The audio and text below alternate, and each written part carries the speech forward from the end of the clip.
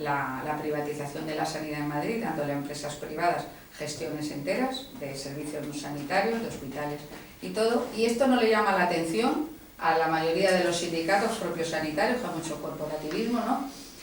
No le llama la atención porque como son lavandería, como son laboratorios, como es limpieza, como es comedor, como es cafetería, estos no son trabajadores del sector sanitario, ¿no? Bueno, y se abren 8 hospitales con el nuevo modelo de gestión, van más allá y crean hospitales ya enteros que son de capital privado, pero como ya os he dicho, con los clientes ya fijos. Son consorcios, son uniones temporales de empresas, donde la cabecera de la empresa es una empresa de la construcción, no son empresas del sector sanitario. Es otra de las características que tiene la privatización de los servicios públicos, que no son empresas, se asocia a una empresa que tenga experiencia sanitaria junto con, que es la que pone la pasta, SACIR Vallehermoso, Ferrovial, en fin, etcétera. O sea, es la construcción la que está detrás. Ya sabemos que detrás de la construcción, lo vemos hasta en los equipos de fútbol, viene la corrupción.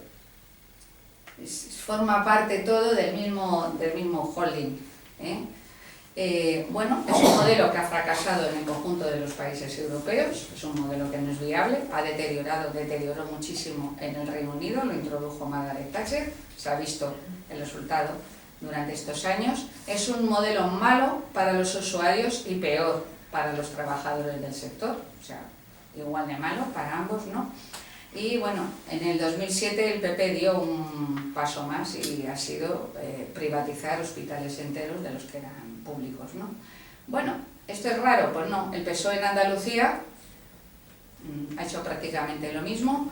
En Galicia se han creado las fundaciones sanitarias, que podíamos recorrer todo. La campeona Cataluña, lleva la fama a Madrid, pero la campeona es Cataluña, la mayor parte de los escándalos es Valencia, y o sea, el país valenciano, pero bueno, más o menos todos están haciendo lo mismo, ¿no? ¿Qué es lo que permite este tipo de gestión? La ley 15/97, pues lo que permite es eludir los controles que tendrían si fueran un servicio público con gestión directa. O sea, nosotros tenemos mucho más cohibido los servicios de gestión directa, todo nuestro funcionamiento y cosas que no podemos hacer. O sea, no puede decir una niña, yo qué sé, o un niño de otra raza o que no tenga papeles que no puede hacer esto, no puede hacer lo otro, porque tienen unos derechos. Ah, sí, pero un centro privado sí lo puede hacer, por ejemplo. No le puede exigir a un niño una cuota extra, pero en un centro privado, aunque sea concertado, sí le puede exigir la cuota extra, ¿no? Es decir, que estamos mucho más comprimidos y me parece bien, ¿no? Y luego lo que aumenta es la precariedad y flexibilidad laboral. He dicho flexibilidad en plan, entre comillas, ¿no? La flexibilidad es que ahora te necesito, vienes, ahora ya no te necesito, te vas, tienes que tener el teléfono encendido todo el rato, los turnos antes te los podían poner de lunes a viernes, ahora ya te pueden llamar el sábado, el domingo, por la mañana, por la tarde, por la noche. Yo que también hablo mucho sobre el tema de la mujer trabajadora, es un sector eminentemente feminizado, son trabajos la mayoría mujeres, y esto lo que representa para la armonización de la vida familiar es el caos. Luego sufrimos en la educación pública, sufrimos que las condiciones laborales de las mujeres trabajadoras de estos sectores luego terminan repercutiendo también en sus familias, en los hijos e hijas, porque todavía estamos en unos parámetros muy machistas de sociedad, donde no hay cargas compartidas, donde las tareas de cuidado de los hijos y de la familia no son compartidas, y el hecho de que estas mujeres un día tienen que ir el sábado, el domingo, para arriba, para abajo, hace muy difícil el compatibilizarlo con la familia, ¿no? Y además, técnicamente, estas fórmulas de gestión, aunque dice que son eficaces desde el punto de vista económico, no han demostrado en todos estos años, no han sido capaces de demostrar, no existe ningún estudio donde se demuestre su eficacia, en igualdad de condiciones. Sí, lo que hemos dicho, tipología de pacientes, calidad de la atención, recaídas, etcétera, etcétera, esto no, ¿vale? Bueno, en esta página podéis encontrar que, como es un tema muy técnico, yo no lo abordo en absoluto, en los estudios que hay a nivel europeo de cómo la privatización incide en el incremento de la mortalidad a todos los niveles. O sea que se puede ver, unos incrementan un 5%, un 9% de la mortalidad, según el personal que se disminuye en cada uno de los servicios, ¿vale? Bueno, pues habréis oído de lo del Hospital de Alcira, es decir, el modelo Hospital de Alcira es un paradigma, ¿no? Es el modelo que se está implantando más o menos a nivel nacional. Es un modelo que no es viable, de manera que a lo mejor el Hospital de Alzira sale a concurso, dice que va a dar ese servicio por una cantidad de dinero, cuando pasa 1 año o 2 años de gestión dice con este dinero yo no tengo bastante, os dejo ahí el embolado si no me dais más dinero. Entonces bajo cuerda, a veces bajo cuerda y otras veces manifiestamente, la comunidad autónoma le tiene que dar más dinero a ese holding de empresas. No contento con esos, se ponen todos de acuerdo y al siguiente concurso dejan el concurso vacío, o sea, lo dejan desierto para presionar aún más a la administración y que tengan que hacer unos conciertos absolutamente a la baja, no queremos más, ¿no? O sea, están constantemente no solo parasitando, sino además están extorsionando constantemente a la administración pública. ¿A quién? A los políticos que están directamente implicados en la corruptela que supone todo esto, ¿no? Vale, esto ocurre porque la población nos dejamos. ¿Y por qué la población nos dejamos? ¿Cuáles son los mecanismos psicológicos que hacen que nosotros nos lo permitamos, ¿no? Pues lo primero es esto, deteriorando el servicio, para que veamos que tenemos una lista de espera, tenemos una serie de dificultades. Y luego llega el hada madrina con la varita mágica, pero puedes ir a la clínica esta, pues incluso a Madrid. O sea, tú puedes ir a Madrid, ¿no? Pues tenemos ahora, desde que entró Cospedal, en Castilla-La Mancha, que tiene una sanidad bastante decente, que había progresado muy bien, y tenemos a media Castilla-La Mancha, provincia de Toledo, Ciudad Real, viniendo a Madrid constantemente para intervenciones quirúrgicas en clínicas privadas, no en clínicas públicas, ¿no? Porque es curioso que esta gente, cuando tiene un problema particular de salud, sin embargo, se utiliza la sanidad pública de gestión directa.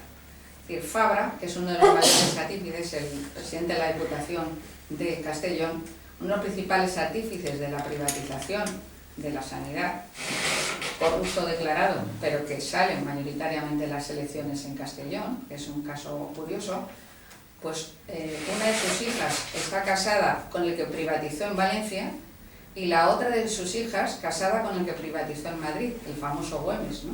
Bueno, pues Fabra, leímos en una noticia así, que apenas lo vimos en un periódico, que había sido trasplantado de hígado en el Hospital 12 de Octubre. ¿Vale? Sí, que es la Organización Nacional de Trasplantes, pero no se ha ido a Houston. Pues ha ido a otro sitio, no. Hospital 12 de Octubre, ¿no? Que a duras penas se mantiene dentro de todos estos avatares de la privatización.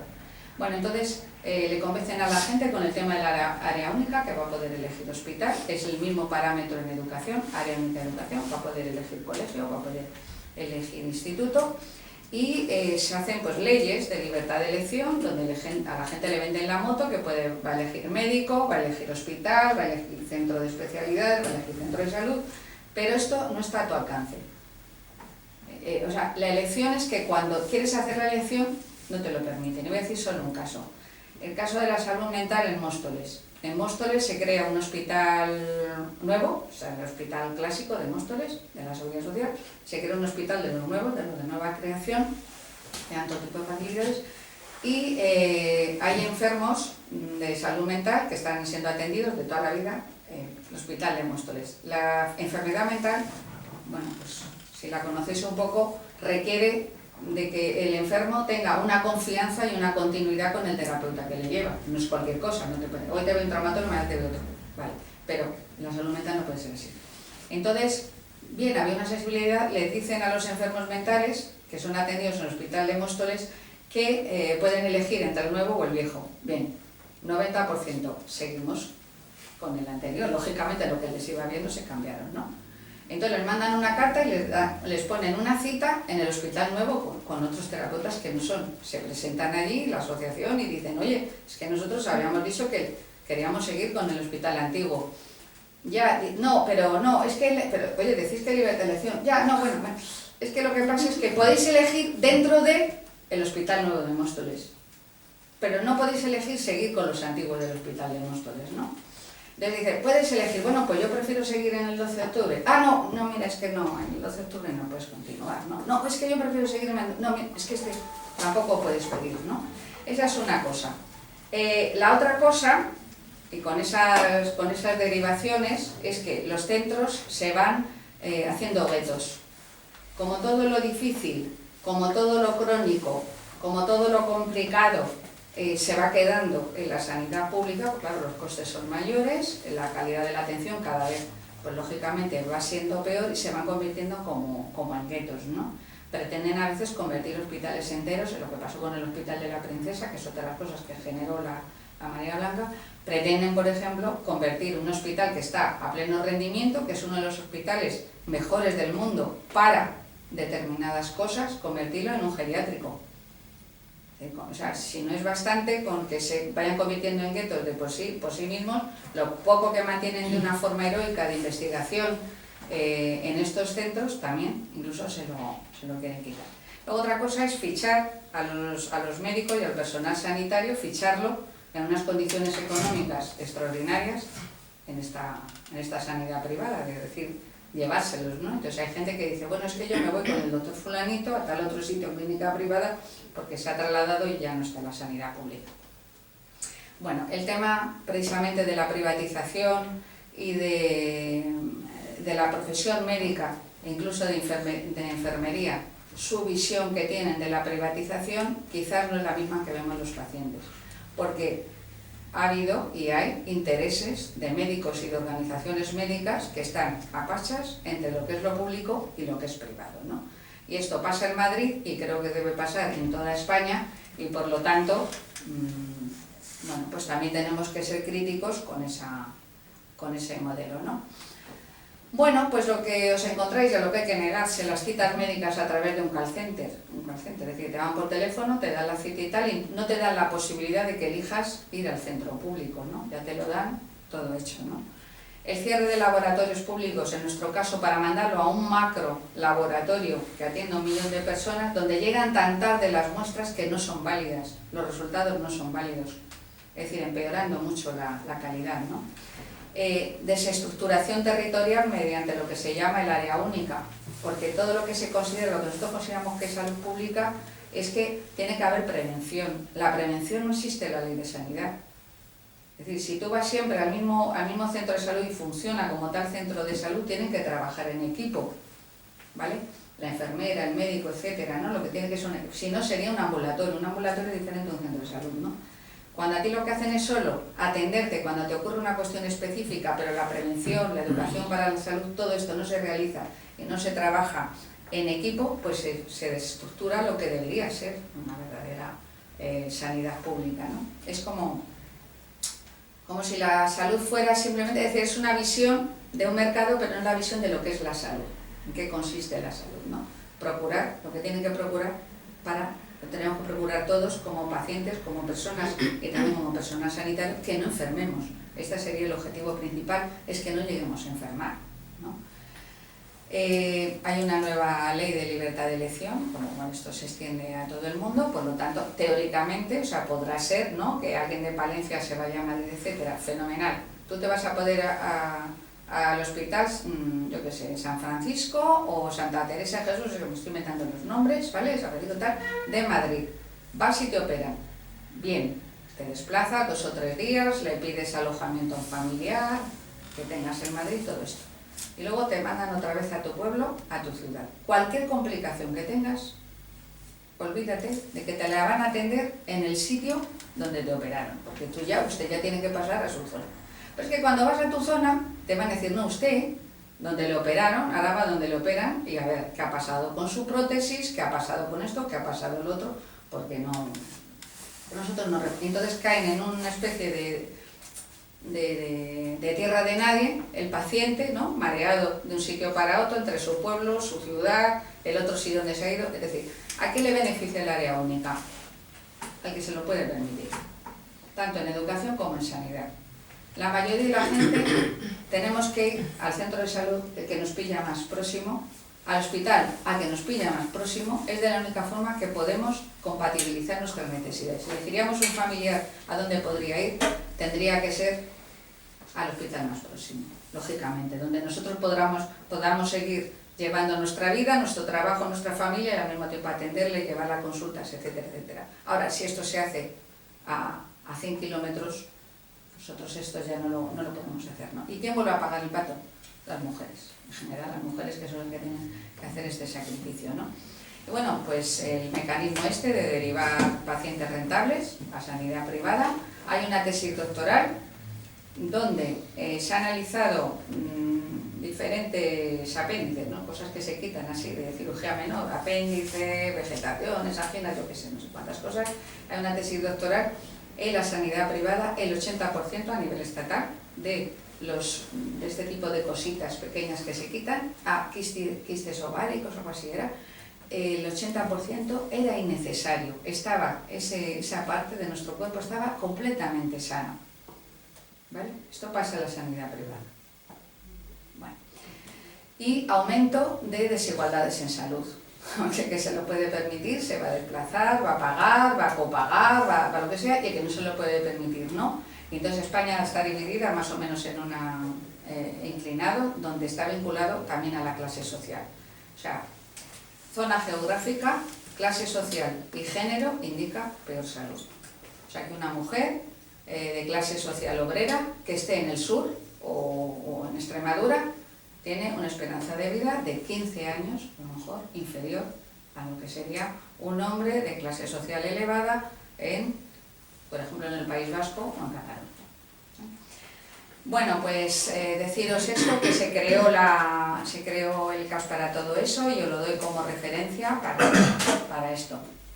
Y creo que os he dado algunos datos suficientes como para no esperar absolutamente nada de lo que es el PSOE si de repente volviera a gobernar en alguna de las localidades, porque, por decir un ejemplo, yo estoy en Getafe, al lado está Parla se hizo uno de los hospitales estos, estaba gobernando Tomás Gómez, presidente de la Federación Socialista Madrileña, Adalid ahora de la antiprivatización, bien, pues se construye un hospital privado, gestión privada, todo privado, se le cedió el terreno, no tienen que pagar impuesto de bienes inmuebles, están exentos absolutamente de todo. A través del CAS difundimos precisamente, y del sindicato debe haber, de los compañeros que viven en Parla, difundimos esta información de que no se estaba pagando IBI, nadie se lo creía, son la CNT que dicen chorradas, o son el CAS que dice chorradas, ahora ya lo sabe la población, y ahí están. Dicen que a lo mejor ahora les van a empezar a cobrar, no se ha cobrado. Es un ayuntamiento que no está pudiendo casi pagar las nóminas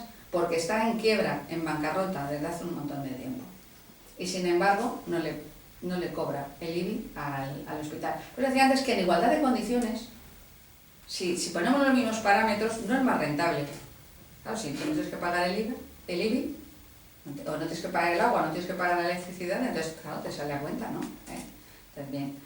Bueno, pues si vuelve esta gente, volverá a aplicar las recetas neoliberales, que le dice la troika, y ni más ni más menos, ¿no? Entonces, bueno, pues hay que recordarles, porque resulta incómodo, recordarles, si hay un acto electoral, recordarles 15/97. Y esto les sienta tan mal que no tienen ni idea, pero cuando dices 15/97 se ponen de los nervios, ¿no? Con esto. Bueno, y dejo un poquito el tema de la sanidad para decir que en definitiva, ¿qué nosotros podemos hacer? Nosotros, como en todas las cosas, nos tenemos que organizar, nosotros tenemos que informar, tenemos que informarnos, tenemos que formarnos, tenemos que exigir participación en el sistema público, porque un sistema público tiene que ser que nosotros como pacientes, como usuarios, también podamos participar, conozcamos todos los datos, todo lo que respecta a nuestro centro de salud, a nuestro centro de especialidades, y poder formar parte como en un consejo, igual que lo que sería en las escuelas. Esto de la sanidad estaba previsto en una ley muy antigua, pero nunca se ha llegado a llevar efecto. Y esto evitaría el tema de las corruptelas. En la cuestión de evitar lo máximo posible la puerta giratoria. Los políticos imponen una privatización o una serie de prebendas, a continuación pasan a ser un consejero delegado dentro de esa entidad de privatización sanitaria. Nosotros llamamos la puerta giratoria. La puerta giratoria hace que en Cataluña el 60% de la red pública esté en manos privadas ya, en Andalucía el 45%, y no ha dejado de gobernar el PSOE. Pues todos estos datos es importante que los conozcamos y que los sepamos, ¿no? Y luego sí decir que luchar sirve para algo, ¿no? Castilla-La Mancha entró a cospedar, pensaba privatizar, tenía pendiente construir un nuevo hospital en Toledo. Toledo es el hospital más beligerante de toda Castilla-La Mancha, el que hace fotos y y bueno, y vídeos que pone de cómo está la situación de las urgencias. Bueno, entonces la idea es hacer otro hospital para tirarles fuera a los del Hospital de Toledo, que es una gente bastante comprometida. Y privatizar 4 hospitales importantes: Villarrobledo, Manzanares, Almansa y Tomelloso. Bueno, pues se ha paralizado.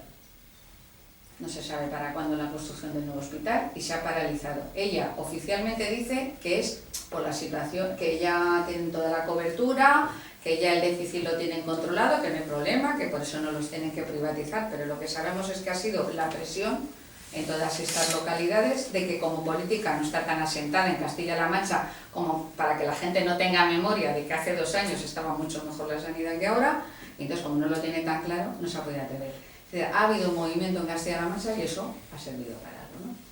En el tema de educación, como llevamos más tiempo, pues entonces se puede ver mucho mejor cuál ha sido el planteamiento. Mirad, en España lo que ha ocurrido es nada más que la aplicación de unos dictados de la OCDE que van para todo el mundo, unos dictados que son neoliberales, ¿vale? Lo que ocurre es que la defensa de los objetivos neoliberales en educación aquí en España se hace a través de diferentes marcas. Unas se autodenominan de centro-derecha, que no lo son, el PP, por ejemplo, y otras se autodenominan de izquierda, por socialdemócratas, que es la marca PSOE, que tampoco lo es, ¿no? Pero en definitiva, llevan a la aplicación de las mismas políticas. Esta política neoliberal, entonces la política neoliberal en España se hace a través de los socialdemócratas y a través de lo que se llama puramente neoliberal. Voy primero a atacar el tema socialdemócrata. Socialdemócrata, el PSOE, que entra a gobernar en el año 82, en el año 85 hace la LODE, es decir, no viene de ahora, lo mismo que os he dicho antes con la sanidad, no viene de ahora y no solo el PP, tampoco, ¿vale? Entonces, en el año 85 se hace la LODE y la LODE inventa que el servicio público educativo se puede hacer también a través de centros privados, lo que es la concertación. No es que con Franco y en lo anterior no existieran las subvenciones, pero el centro público era uno y el centro privado era otro. Y este centro privado podía recibir subvenciones, pero no era público. ¿Qué es lo que inventa el PSOE? Que la red pública de centros incluye a los centros concertados. Les sube de estatus, les regulariza su situación, se la hace con más continuidad, es decir, no tienen que negociar, como sucedía anteriormente, cada año el concierto educativo, sino que a partir del PSOE el concierto ya le tienen. Y si no desaparece el centro, no cabe ahí una bomba de neutrones, ellos siguen con sus aulas concertadas. Pueden variar el importe del módulo de concertación. Eso es lo que hace el PSOE en 1985. Lo mismo que la ley 15/97.